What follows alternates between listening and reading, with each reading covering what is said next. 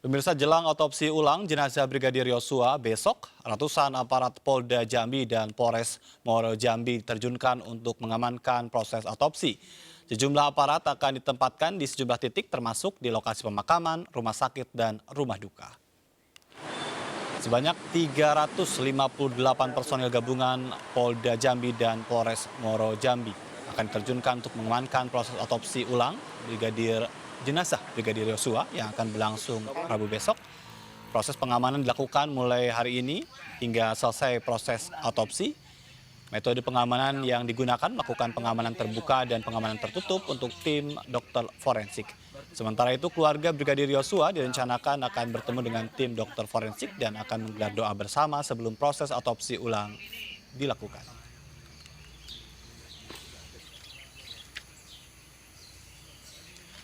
Beralih ke informasi lain, Kepala Staf TNI Angkatan Darat Jenderal Dudung Abdurrahman menjenguk korban penembakan di Bayu Manik, Semarang, Jawa Tengah. Kasat menyampaikan kondisi Rina berangsur membaik. Korban juga menyampaikan terima kasih kepada pihak rumah sakit yang telah menyelamatkan nyawanya dari percobaan pembunuhan. Jenderal Dudung datang menjenguk Rina Wulandari, korban penembakan di Semarang, Jawa Tengah. Rina tengah mendapatkan perawatan intensif di ICU RSUP Dr. Karyadi Semarang. Kasat Jenderal Dudung mengatakan kini kondisi ibu 3 anak berangsur membaik pasca menjalani 2 kali operasi.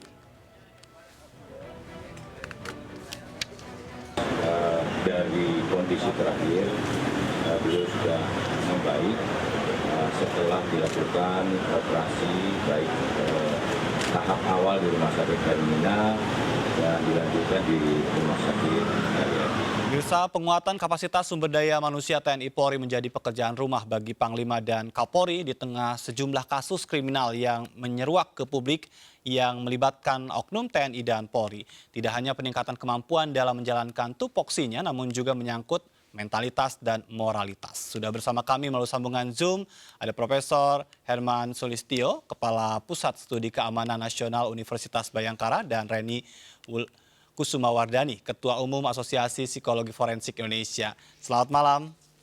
Malam, Pak Ada. Baik, saya ingin ke Prof. Kiki terlebih dahulu. Ini menganalisa kasus kematian Brigadir J dari kacamata Anda, dari fakta-fakta yang terungkap, ya. Sebetulnya kenapa ini bisa sampai muncul ke publik dan nampak jelimet gitu ya? Silakan. Enggak, sebetulnya kasus ini kan seperti kasus kriminal biasa, ya. Ini menjadi heboh karena di rumah jenderal, itu pertama. Terus yang kedua, ada jeda waktu antara dari hari Jumat sampai hari Senin. Yang publik lupa adalah sebetulnya kan tidak ada kewajiban polisi untuk melaporkan ke media massa atau ke publik. Iya. Yang ketiga, semua yang sudah jadi perbincangan itu soal kejanggalan segala macam gitu. Nah, kalau saya lihat karena polisi yang menangani kan kurang peka dengan reaksi publik ini. Akibatnya melebar kemana-mana. Bagaimana urusan seperti ini kok bisa nyampe ke Kapolri sampai ke Presiden gitu loh. Yeah. Kan sering terjadi gitu. Nah, lalu menjadi diskusi politik gitu. Menjadi diskusi politik sampai ke hal-hal yang sinetron itu. Yeah. Jadi sebetulnya kalau dari perspektif polisi, penyidikan segala macam, apalagi sekarang ini sangat mudah, apalagi sekarang sudah ada tim khusus untuk kasus ini, gitu. Nah, kalau cara kerja polisi kan selalu back to basic. Kalau kembali ke TKP, ya dasarnya adalah scientific investigation. Scientific investigation itu hasil forensik. Forensik ini bukan hanya otopsi, forensik kedokteran, tapi ada tektil, ada senjata, ada TKP, ada macam-macam kayak gitu. Nah, sebelum itu disatukan, kita tidak mungkin melakukan rekonstruksi peristiwanya gitu. Baik. Nah, kalaupun dilakukan terburu-buru, akibatnya salah-salah seperti. Jadi kalau saya berikan kesempatan tim itu untuk bekerja, paling butuh beberapa waktu kok. Baik. Tidak begitu lama gitu ya. Baik. Nah, iya tadi saya nyambung komentarnya Adrianus sebetulnya. Silakan.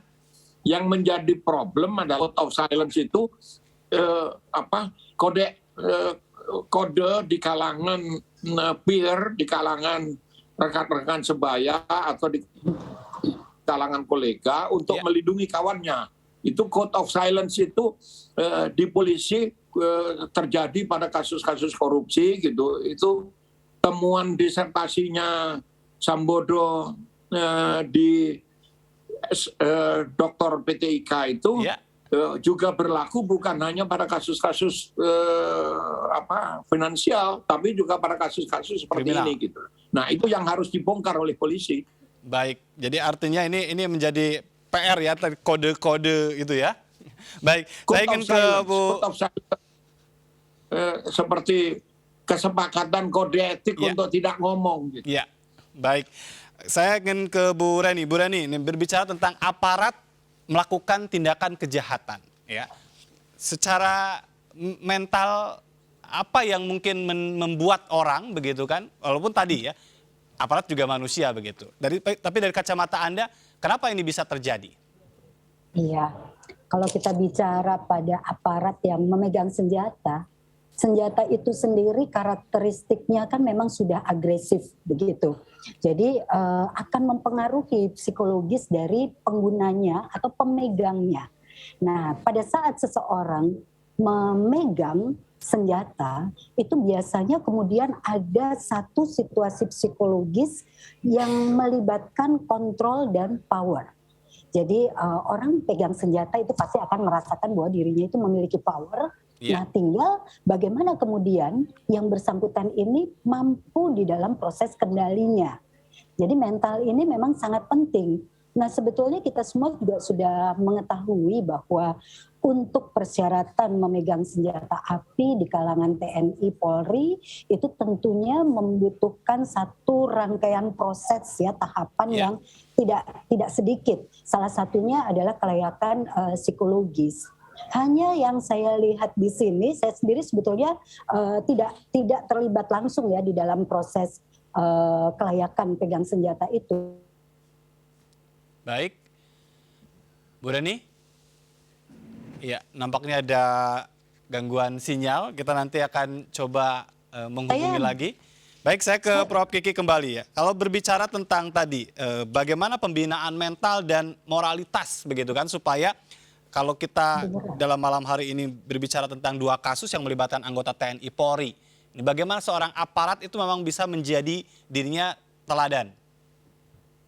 Begini, pada kasus-kasus ini itu terjadi di pangkat rendah di bawah. Nah, Brigadir J ini usia dinasnya di bawah 12 tahun. Nah, sementara Barada E itu baru sekitar 2 tahun atau mungkin kurang. Barada di dalam struktur kepangkatan Polri itu paling rendah. Dia tamtama paling bawah kalau di TNI. Nah, dan tidak semua polisi ada pangkat Barada, Bayangkara 2. Itu hanya ada di Polair dan di Brimob. Karena fungsi-fungsi yang tidak memerlukan pangkat sirsan atau pangkat brigadir, level brigadir. Nah, pendidikannya itu untuk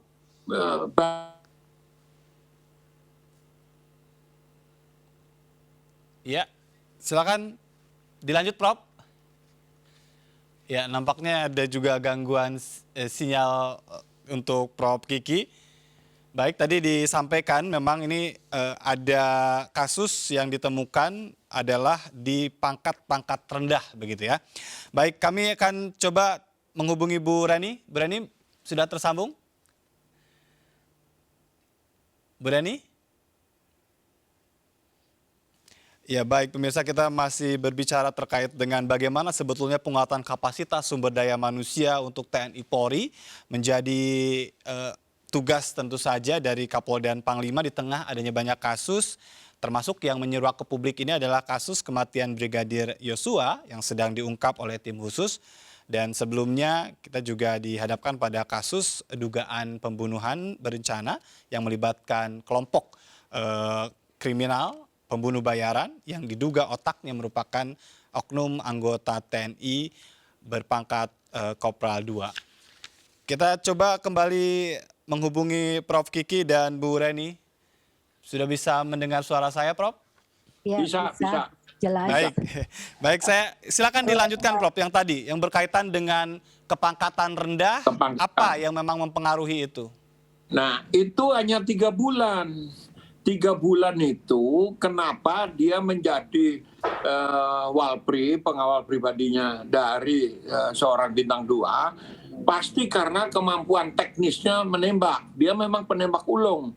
Nah, kalau kita bicara pendidikan 3 bulan untuk latihan menembak memang cukup, tapi kan pembinaan mentalnya belum sampai, belum ada di sana. Pembinaan mental biasanya dipersepsikan hanya soal nasionalisme, soal ketaatan pada negara dan sebagainya, tapi belum pada persoalan-persoalan psikologis yang seperti ini. Yeah. Itu satu. Nah, kalau dia Bintara itu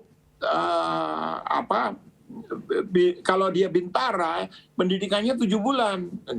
Nah, kemarin pun kalau Bintara yang terakhir itu karena COVID gitu, itu banyak online. Yeah. Nah, melihat pendidikan yang seperti ini, lalu kemudian dia lulus pendek, dalam jangka pendek, kemudian lulus, diberi senjata. Senjata lama polisi itu revolver karena untuk melumpuhkan. Sekarang di level brigadir pun itu semua menggunakan senjata-senjata semi otomatis, yaitu Glock, HS, dan Sig Sauer. Harus dicatat bahwa Sig Sauer ini senjata semi otomatik biasanya untuk anti teror di level dunia gitu. Nah, jadi memang sangat berisiko dengan kebijakan yang seperti ini. Saya kira ini ke depan akan menjadi catatan bagi Polri untuk masalah penggunaan senjata dan masalah pendidikannya sendiri gitu. Baik, jadi sebetulnya sudah bisa diukur ya resikonya tadi ya, dan ini terjadi kasus ini bisa menjadi pembelajaran untuk evaluasi. Bu Rani, Ya. Kebutuhan apa untuk bisa tadi mengendalikan secara psikologis dalam kondisi tadi pembinaan yang kurang begitu? Hal apa yang memang dibutuhkan untuk meminimalisir terjadi hal-hal yang kita tidak inginkan? Ya, saya setuju dengan Prof. Kiki tadi bahwa pembinaan mental itu penting. Jadi bisa pembinaan mental yang sifatnya umum, bagaimana dia belajar untuk mengendalikan diri dan sebagainya ya. Karena bagaimanapun manusia, meskipun dia itu angkatan bersenjata begitu ya, TNI maupun Polri, itu pun juga terdiri dari pikiran dan emosinya. Sehingga stres-stres itu juga bisa masuk. Artinya bisa mempengaruhi bagaimana pengendalian dirinya. Nah, dibutuhkan juga hal-hal yang sifatnya itu lebih spesifik khusus pada personal. Misalkan dilakukan dulu psychological check up. Selama ini kan yang di check up itu fisiknya saja ya. Setiap tahun itu wajib ada check up fisik. Sementara lupa bahwa check up mental itu juga penting.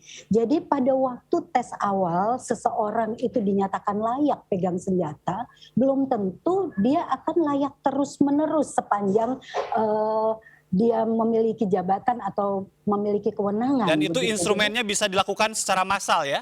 Betul, bisa massal, bisa individual. Jadi tergantung pada kebutuhannya. Artinya itu. maksud saya pada saat ini dibutuhkan, Polri ataupun TNI bisa melakukan itu secara periodik begitu untuk semua anggotanya. Periodik, betul, 6 bulan itu paling tidak gitu ya, jangan lebih dari 6 bulan.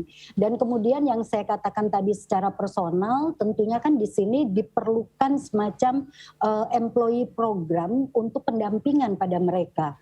Misalkan ada stresor itu bisa muncul dari dirinya. berkenaan dengan tugasnya, atau dirinya dengan keluarganya, dirinya dengan lingkungan sosial yang lain. Nah, ini mestinya ada pantauan-pantauan juga sehingga proses pembinaan mental ini bisa personal yang berbeda dengan yang lain, bisa yang bersifat juga secara umum. Nah, Baik. tampaknya ini harusnya sudah mulai digalakkan ya, mengingat makin banyak ya, makin kesini ini makin banyak peristiwa penyalahgunaan senjata api yang Baik. seharusnya digunakan Jadi sebaik-baiknya. Prof. Kiki dan Bu Reni tadi sudah membahas banyak tentang bagaimana sebetulnya mentalitas itu juga menjadi ujian ya dalam konteks penggunaan senjata api. Tapi ada juga yang mengatakan kalau masyarakat itu kan ujiannya adalah tahta, harta, dan wanita. Nih, dalam beberapa kasus yang mengemuka ini kenapa selalu ada asmara? Ini bagaimana dengan mentalitas dan moralitasnya? Tapi nanti kita jeda terlebih dahulu, tetap bersama kami, tetap di MNC News Prime.